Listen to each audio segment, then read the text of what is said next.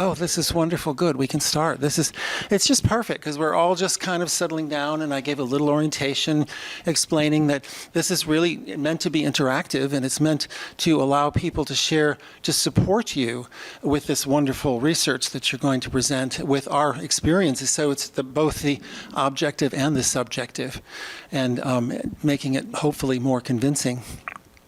So anyway, to start, if we're watching this, thank you so much for tuning in, and you have found something that I think you might find very interesting that very few people know about, and it's something that it's time to get the word out about this.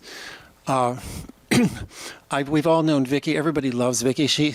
Vicki Alexander is going to be presenting, and this is really a tribute to her dear husband who passed away some years ago unexpectedly, and it was a huge blow to our community. His name was Skip Alexander, and I understand you have a picture of him that you can put up at some point, so good.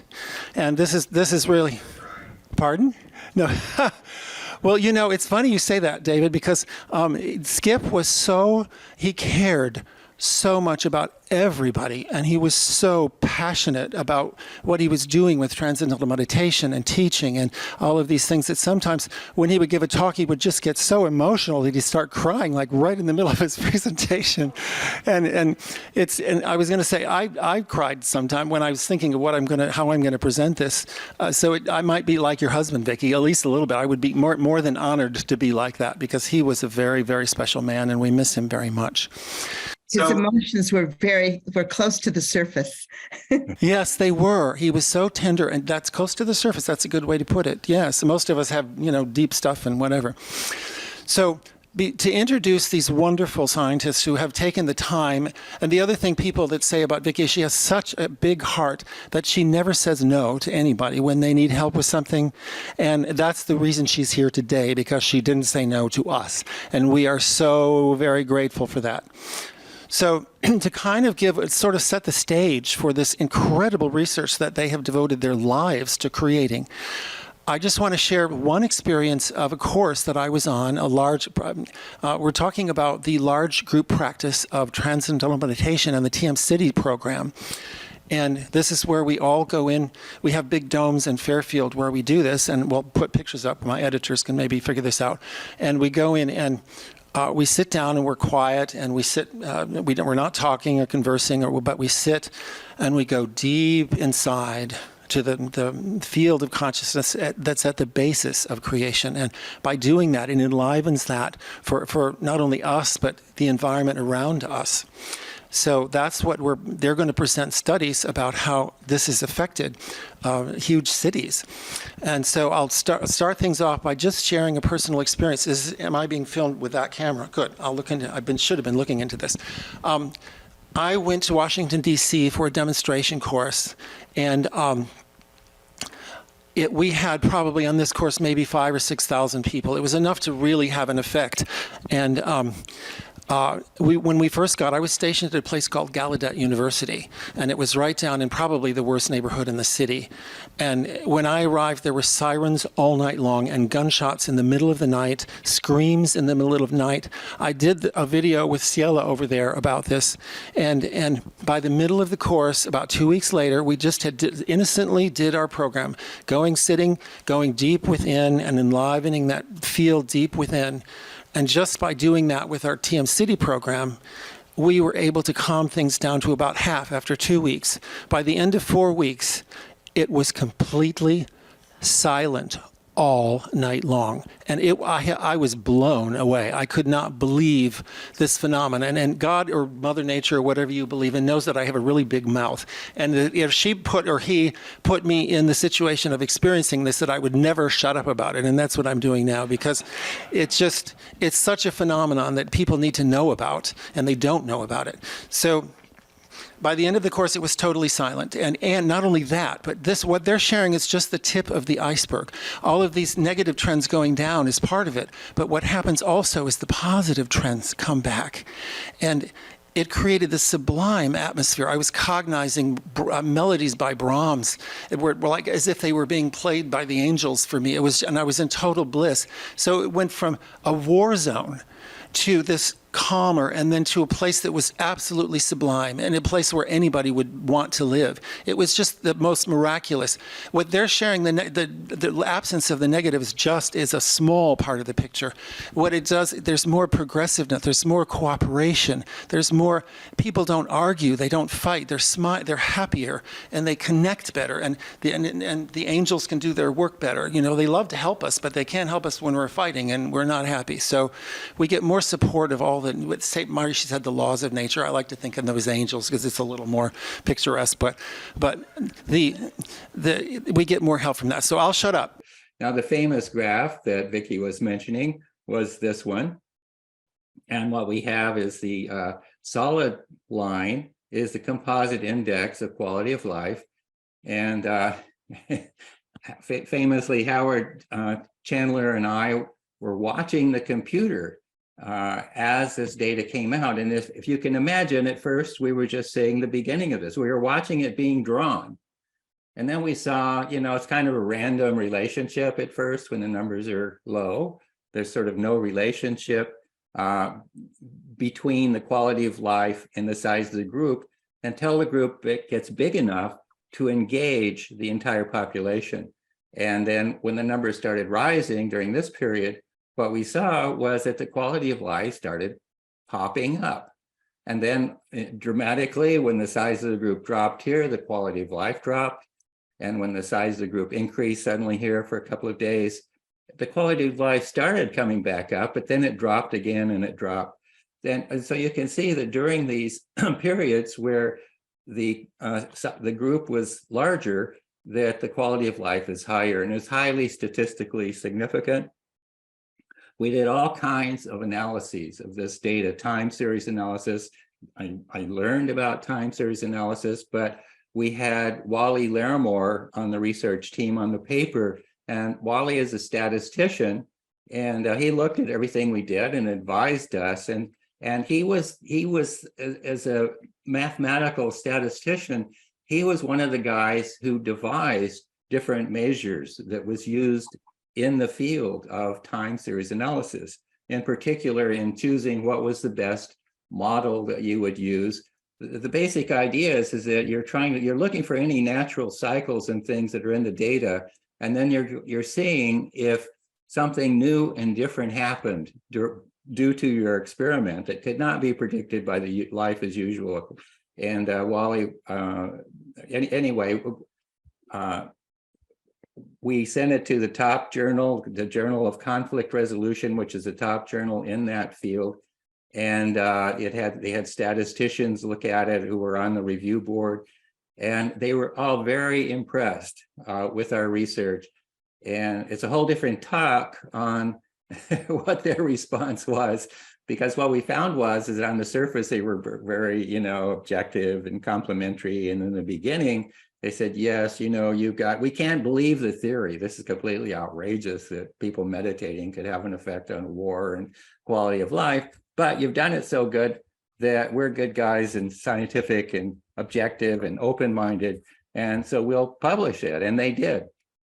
However, there were a lot of repercussions when Skip came back with a replication of 7 different times of repeating this. And then they really started freaking out.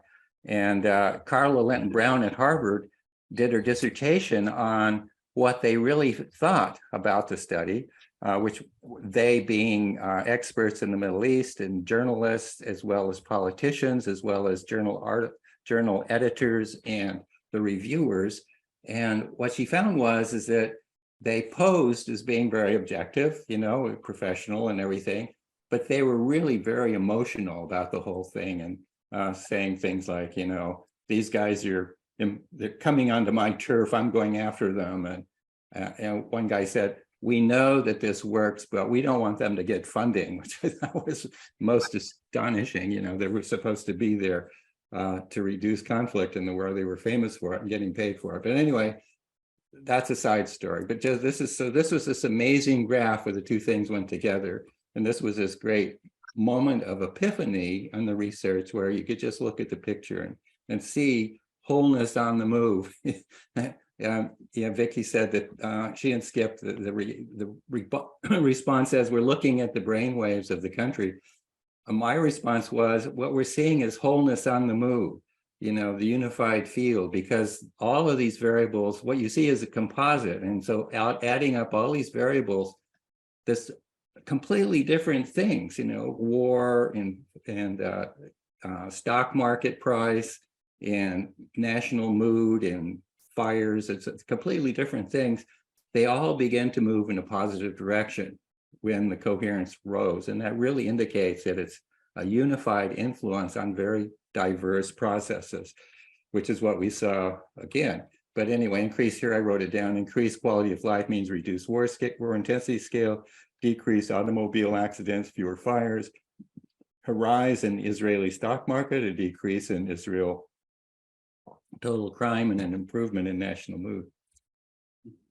Now, this one graph is kind of interesting. This is just looking at the war intensity scale. And what you see here is at the beginning, again, as the numbers rise, but they're still pretty low, the group is fairly small. The war intensity is sort of going up and down. But when it starts getting larger, then you see that the intensity of the fighting actually decreased during these periods. And then when the size of the group dropped, the intensity of the fighting increased again.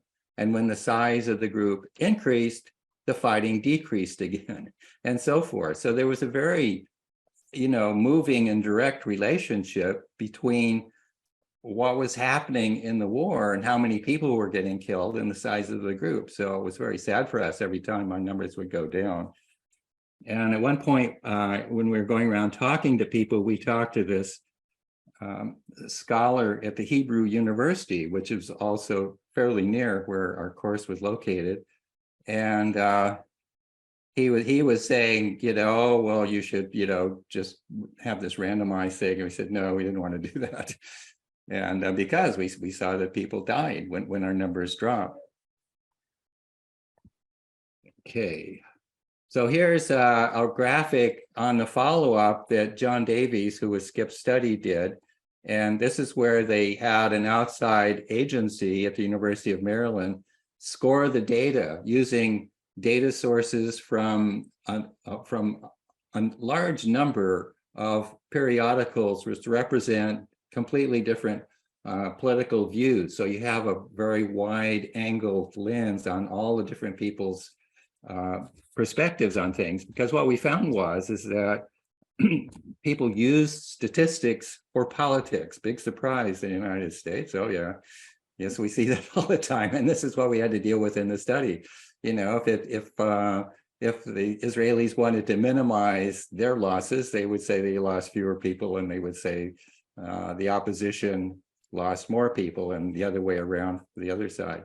But what the study showed was over these different replications, which included all of the superradiance assemblies, which were large enough to have a predicted influence on Israel. So some of them were far away, like when we went into Israel in that study that we were talking about, we see that there's an increase in peace, in the War and Peace Index. This is the Taste of Utopia Assembly. And here we are on the other side of the world, also having an influence, because we had 8,000, which is predicted to influence the entire world. And hey, look what happened. The war in Lebanon became less. This is all being compared now over a 2.25 year period during these periods of the study, compared with the non-experimental period where we did not have groups. And here you see what's the average of what's usually happening is that there's a decrease in the War and Peace Index. Okay, and then there was another study in a group in Lebanon, one in Yugoslavia, another one in Fairfield when we had a big group, and one in the Netherlands where these were these big world peace assemblies that we had after Utopia, and then the one in Washington, D.C. And 7 different times. And the average was that there was a 71% decrease in war fatalities, a 68% decrease in war injuries, and a 66% increase in cooperation. And we'd seen that earlier also in the World Peace Project, where we went to different countries, that it was not only a reduction in negativity, but there was also an increase in cooperation, the exchange of cultural things, more musicians and going to other countries, and just a big more communication on a positive level. So now let's go to the second study that I want to compare with the study in Israel, and this is our superradiance group at MIU. Your guys are all probably in the picture somewhere. And again, what we're looking at is the size of the group. You've probably all seen this graph during a baseline period, which the group was well below the predicted number of people in the group necessary to have an impact on the US as a whole. So this was 1,725 people, and the green dotted line here shows that's our goal. And you can see the group was around 600, between 400 and say 700 people in the dome. And then due to a grant by Howard and Mickey Settle, giving stipends for people to participate, as well as bringing 1,000 pundits from India who were experts not only in the TM and TM-Sidis program, but also daily practice Rudra Abhishek, another peacekeeping technology. The numbers increased, and so our demonstration period is when we were near or at that threshold, and then the post period is when the numbers decreased again. And so what happened during the demonstration periods compared with before and after? And again, the prediction in advance based on numerous previous studies was that quality of life would get better during the demonstration period. And so you probably have seen this graph, which again, like the study in Israel, the most amazing correspondence. As soon as the numbers increased during the demonstration period, then all of these negative indicators dropped. So these are things like you can see over here. I don't even want to say them. You can probably read them. But all of the violent crime measures from the Unified Crime Report, as well as infant mortality, drug-related deaths, vehicle fatalities, and children deaths by injury. So again, this is a broad range of different measures, and they all changed. The one that's kind of going by itself over here is drug-related deaths, and it was increasing very steeply at the beginning of the during the baseline period, and then it flattened out. So basically, the change in slope was very similar to what you see in the other indicators. And then as our numbers dropped, at first, what happened was that the decline of negativity became less steep. And then when the pundits went home, basically, there was a rapid drop in 2013 in the size of the group. And at that point, you see that all the negative indicators began to increase again. And you see over here with drug deaths that it just started going up again like it was to begin with. Now, we analyzed all of these variables individually, comparing what if you projected what was happening during the baseline into the demonstration and post period. And then that's the dotted red line. And then the dark line is showing the actual data. So what you see here is that as soon as they're very close correspondence to begin with, because the equation is fitting this dotted line to this pre-data. So it gets right on top of it. But then it begins to diverge away, that what's actually happening is well below what you would predict to happen from the demonstration, from the baseline period. And then the whole, in this case, drug-related deaths begins to increase again. It kind of ends up where it would have been. It comes, unfortunately. And we did that for all of these. A lot of the measures were not changing systematically in the baseline period. And so we're just predicting what happens on average and looking at the difference between what was happening on average during the baseline and what actually happened during the demonstration period. In every case, you see that there's a wide divergence. And this is children and adolescent deaths by injuries and vehicle fatalities, completely different kinds of measures, infant mortality, and murders were increasing a little bit during the demonstration, during the baseline period, and they decreased very dramatically during the. So now new publications, we've continued with this research. So this is a paper that came out at the end of last year by Ken Kavanaugh, Michael Dilbeck, and myself, looking at homicide rates. And it's showing the same kind of data, but this is looking, analyzing monthly data. And here's another one. This came out just a couple of days ago. And this is looking at drug-related deaths. So again, the prediction from the baseline is that drug-related deaths would continue going. And what you see is it dropped away and it comes up. So it's interesting to compare an analysis of annual data and monthly data on the same data. They're giving the same results, but with monthly data, what you see is a cyclical activity. Negativity generally increases in cold months, decreases in cold months. Well, it depends on what it is. If it's deaths, it increases and it maximizes in February. If it's violent crime, it maximizes in July, where it's hot. It follows the temperature. So in doing a time series analysis, in order to see the trend, the model has to remove this cyclical activity, and then you see the underlying trend. So you're predicting you get this sort of same kind of average cycle, if the demonstration period hadn't have happened, and you see the difference between, but basically showing the same thing. So I'm a kind of simple guy and didn't want to get into all that modeling. I thought, what's the point? I'll just use annual data, and you just see very cleanly what's happening. So here they are. Here are the two projects now compared with each other. We went into it. We had the rise and fall of the size of the coherence creating group, and here the same thing here.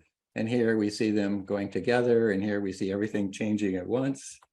And here I took the average, the index for all of these variables put together. The red line is basically the average of all of those, and then inverted it so that it's more comparable to the way we were looking at the Israel study. So what you see here is a leading and lagging relationship. As the numbers begin to increase, then they're following this by a year or so, 2 years, there's a change in the quality of life index. So this is a very powerful demonstration of causality. If you're looking at cause and effect, then the cause should come before the effect. Or you could have things happening simultaneously and then you have to sort it out. But here was quite obvious. And okay, so people often want to know, okay, the group was in Iowa. What happened during the Taste Utopia Assembly in Iowa? And this is just one thing I thought would be interesting to look at, because we had comparable data on violent crime for the US and from the FBI for Iowa, using exactly the same measure collected the same way. And the green line shows the violent crime in Iowa. Well, it decreased even more steeply than it did for the US as a whole, which I thought was sort of a localization effect, and that was kind of interesting. So here we go. This is just a comparison of these two historic landmark studies. First, the duration. The International Peace Project in the Middle East was 2 months. The Invincible America Assembly was 17 years. The demonstration period was 5 years. We were affecting the population of about a little less than 4 million at the time of Israel and Lebanon together.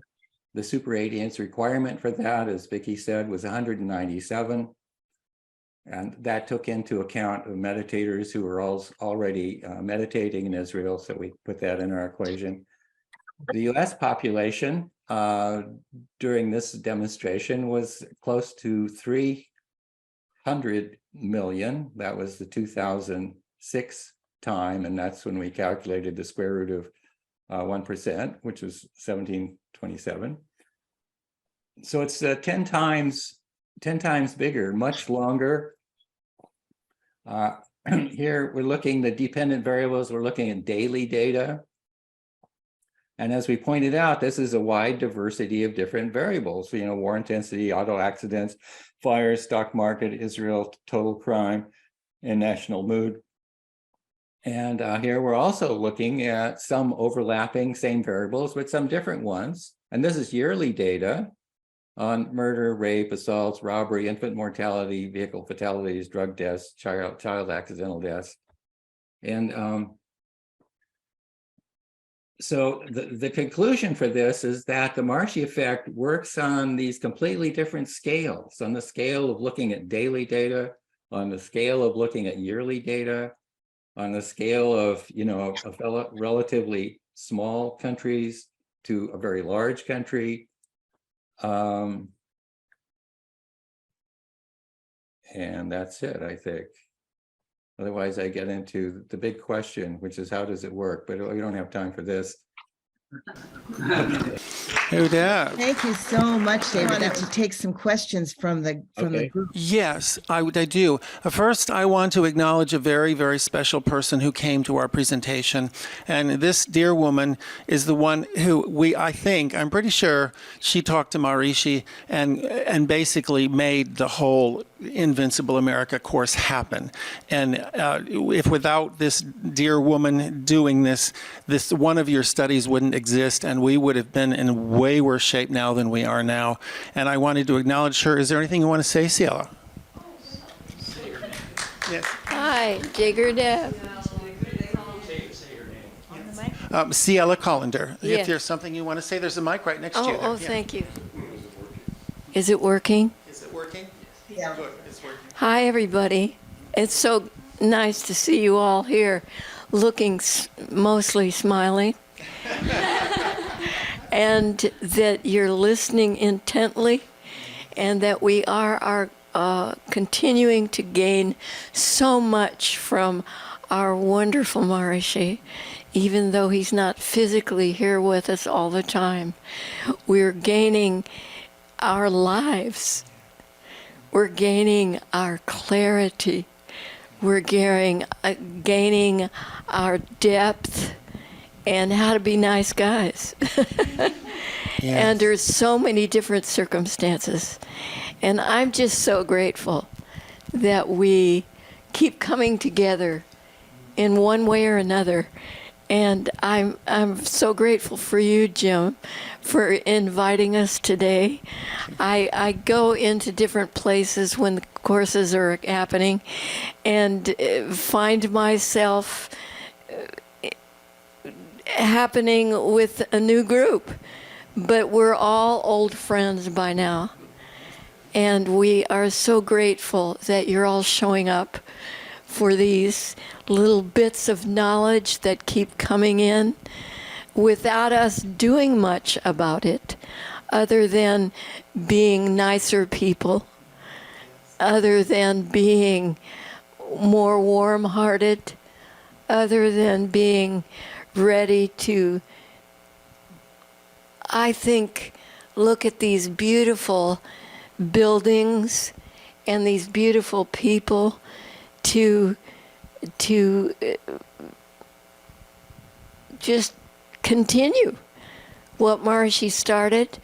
And we're so glad that we keep doing it, because we wouldn't always do it if somebody didn't remind us at the last minute. So, Jim, I'm very proud of you for doing this reminding. Thank you so much. Yeah. That's so, I'm so touched. Thank you. That's really sweet. And I'm so glad you came out and everything. So, Yes. So now if anybody has questions and also comments, if you can share experiences too. Hello, my name is Jumana, and I came from Lebanon. We've been here since 1 year and a bit more, and it's been like mixed feelings watching this, because it's like this study sometimes joy and others grief, because I lived those periods in between when the groups were not there. So I really lived this difference, because it was 1 year almost after your study in the 1983, and then I myself and my family, we were part of these casualties and war victims. And I wonder if the groups were still there, then my life would have been totally different now. But I was really lucky after, because I learned TM meditation after 3 years, and then later on, I'm gonna just fast forward, because we need to go and close our eyes in the dome very, very soon. So I learned TM, I learned city course, and then I was lucky. I married a governor. He's here now, and we went to the Guru Purnima. I'm just like fast forwarding too much, and then we heard that Jyotish were predicting hard times for Lebanon 4 years ago, 5 years ago. So we decided to come back and try to gather some siddhas as much as we can, and then do a WPA. And we did that for 11 days. And during this, our numbers were not very high, but I think Lebanon is really sensitive to such groups. And then something amazing happened, and nobody could explain it, because we were there meditating, doing our program. Our numbers were 33 only siddhas, but like it was 11 days, our attention was on peace. And then where there was those suicide bombers, and they tried to come to Lebanon, and they had in mind this scenario of doing like so many casualties, and something silly happened with them. There were 3 of them, and then just a woman at night, she doesn't know why, she went outside and saw them from her window. She shouted, someone, and they panicked, and they just bombarded themselves, like. And it was at the frontiers. Roman, would you like to? It was a miracle. And in Lebanon, they had no explanation for that, because, you know, suicide bombers are trained to do that. And what happened? But we knew what happened. And sadly, there was no study. You know, we lack studies. After that, we decided to do monthly WPAs, and so many things, really amazing things happened monthly. We did the first year 100 siddhas event. The second year, we did 200 siddhas event, and it really coincided with very nice things happening in the country. But sadly, we did not have anyone to do this kind of studies. I know it is enough scientifically, but maybe people need to see more of such things, and I hope that we can do more of these things. Also, we were lucky to host a city course. It was 1.5 years ago. Almost, and there were the 75 siddhas. We hosted the first section at our house, and then when we went to the flying section, and another also more meditators came in, siddhas came in, and our numbers reached 108 siddhas doing their programs together. And everything was stuck in the country. There was this gas. Romel, can you just? Okay, sorry. What happened? Actually, during these 3 years, because we continued for consecutive 3 years to have every month a WPA, and all the countries around Lebanon were unstable. There were wars, there were crimes, there were instability, except Lebanon. And everybody saying, why Lebanon is so stable? And nobody understood. Even the Lebanese, they didn't understand. They say, why Lebanon is stable while all the other countries around it is unstable? And usually, Lebanon is the first country to be unstable, and all others will be all right. But this, for the 3 years, we stayed like this. Nothing in Lebanon happening. Major things happened, while the other countries around us were working in a tough times. And then suddenly, for certain reason, we stopped the WPAs after 3 years. And here comes the problem.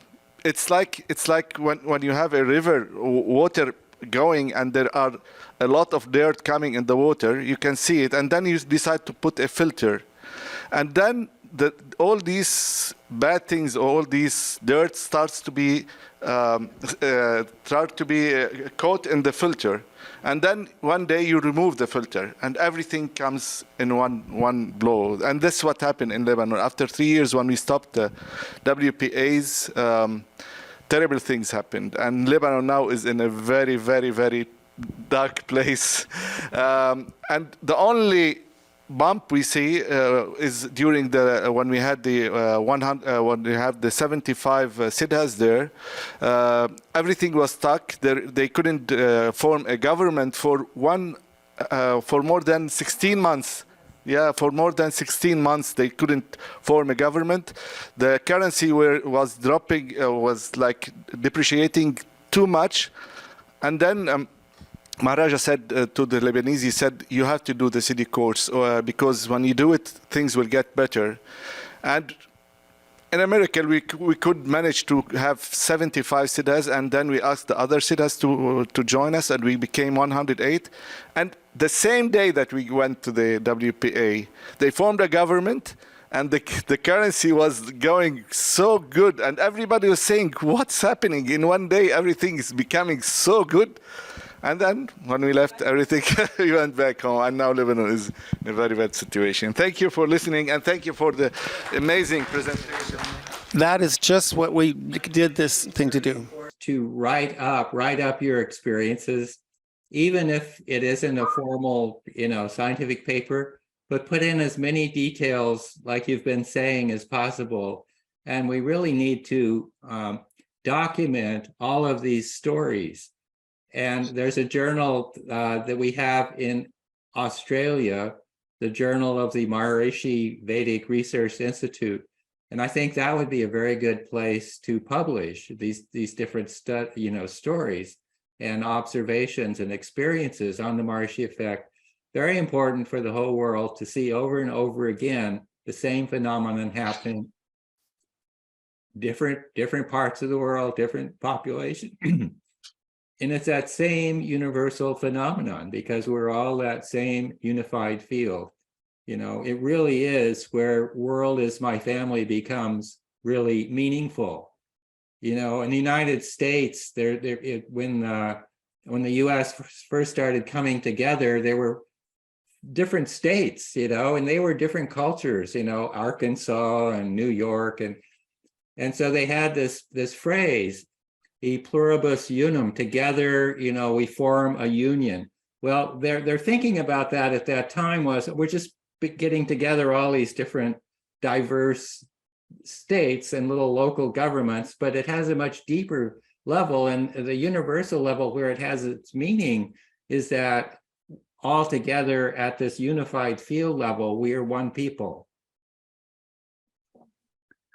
And by showing that this technology works in all of these different situations, it's very important to kind of bring that idea home over and over again. So anyway, thank you for your story. Thank you. I think the best thing we can do being together, as we've seen from the research, is meditate at the same time. And I really urge everyone to use the app. Just discipline your life to meditate with the group. And we have daily 1,000 in the group, but we need 2,000 at least, and 7,000 ideally. So please encourage everybody and do it yourself. Meditate with the group, use the app. It's very delightful, and you really begin to feel that power of the group when you just, on your daily routine, you have the app on and you can see other people and see every people's name coming on and see the number of people that are all meditating together. It is better than nothing, but it still doesn't beat being in the dome. I can tell you, when I got back here, having somebody sit next to you who's transcending, it just helps you. It's much more powerful. So anyway, I just had to say that. For those of us who are not in the dome, this is really a great opportunity. Who are living somewhere else besides Fairfield. Here's Frank. I have some experiences from Washington that will blow people away, and I'll do a separate video about that. But Frank wants to say something. Frank Bogus, if you could hear me okay. I lived in Asheville, North Carolina for about 25, 30 years, and I worked directly with Tom and Jeannie Ball there. And I didn't teach TM during that time because my work was so crazy. But my focus was on trying to get people to group program. And we discovered two principles there. Everybody listen, okay? We have two principles. People love to come for social and food. Yes. Those two things, and people, and if program was part of that, they'll come to program. But you got to have those two essential elements to get people to program. And we checked those boxes off, and we got people to program. A lot of it's that simple. People want to come together and see their friends, sit next to them and meditate. And if you can get that going, I think we can maybe achieve our goal. Oh, thank you, Frank. That was from Frank, your lips to God's true. ears. That's what we did in Cambridge before we all moved to Fairfield. We had dinners in our center and program first. But there is, it's a challenge now. Go ahead. Thank you. Both of you mentioned the World Peace Project that preceded the research that you were doing. And I had the experience of being on one of those projects. The place that I went to, along with 50 other people, was Guatemala. And it had not been much in the news, but when we arrived at the hotel in Guatemala City, the hotel was located directly across the street from the telecommunications building for the entire country. And it was lined with armed military people on the steps because they wanted to protect that from being raided by rebels. Shortly after we arrived and doing our program, long programs, morning and evening, there was a major disturbance. The leader of the student movement was assassinated, and there was fear that there would be riots throughout the city. There was a large gathering called by the student movement and others associated with them. And at that gathering of thousands of people, the mother of the slain student spoke to the crowd and told them that her son was a peaceful son, and if they wanted to honor his life, that they would be peaceful in their demonstration. She asked that each person buy a rose, take it to his grave, and go home in peace. And thousands of people did just that. Now, we in our group thought perhaps we had some effect on it, but we also wondered, was this just wishful thinking and coincidence? When we returned to the United States, there were a number of other people from the other countries in Central America, as well Nicaragua, Honduras, El Salvador, as well as Zimbabwe in Africa.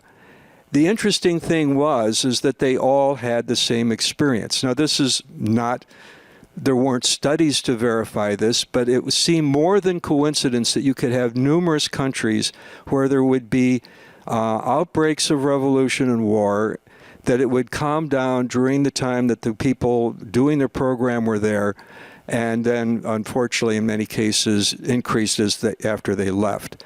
But I thought it wasn't just one indication, it was multiple times simultaneously, which must have some statistical significance even there.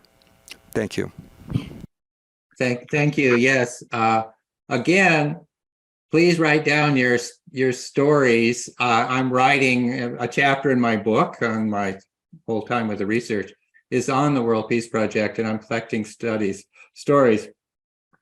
But with the study that we did do of that time, it turns out that there's a database, the Peace in Conflict database of University of Maryland that covered that period. This is the same sort of people who did the research with Skip. And what we found is that in those troubled spot countries, there was a very significant reduction in conflicts and increase in cooperation. As well as worldwide, but much more intensely in the troubled spot countries. And so there is objective verification by data collected by an outside agency. The data they collected was from multiple news services from multiple perspectives that goes into their database. So it has been documented in a statistical way, but it's very compelling to hear the individual stories. And so please send them to me. Thank you. Oh, send them to you. Has that data been put into a study that you just mentioned, David? That, looking at the Conflict Resolution Institute data? Yeah, it's published. I mean, good. it's in the collected papers. I could send you a paper Okay. on it.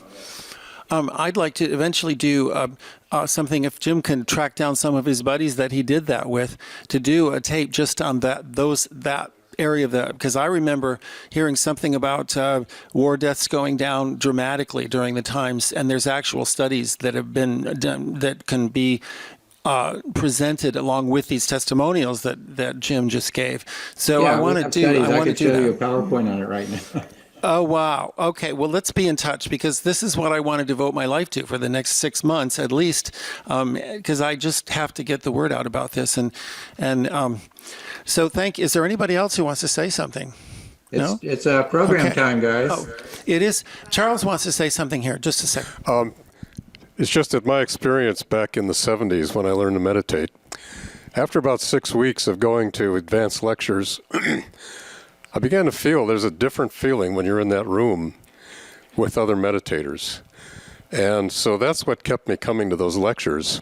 We don't have that so much anymore because there aren't teachers in every city. And you did mention the app might be a way to help foster that feeling in people. I would just say that just the togetherness, and someone else mentioned community and food. We didn't have food at those meetings, but we always had people in those meetings, 15, 20, 30. You always could feel it. And no one mentioned it, but I just, that's been my experience. And I'm hoping that someday, again, anywhere in the world, around the world, that they can have weekly gatherings and courses, residence courses, because they were very valuable. And that's it. Well, the courses do go on, and I think in the TM centers around the country and around the world, we have national leaders represented here from Pakistan and Lebanon. So I know everybody does what we can. Marshi told us the story of Krishna and the mountain and everybody holding up their sticks, and that's what we do. We hold up our sticks. Scott and I are actually about to start teaching TM retreats starting tomorrow for a week here at MIU, giving students that first taste of what we used to call residence courses, but are now TM retreats. That nobody could understand when we would talk about a residence course. They'd say, "What do you mean a residence course? What does that mean?" Because we weren't really going anywhere.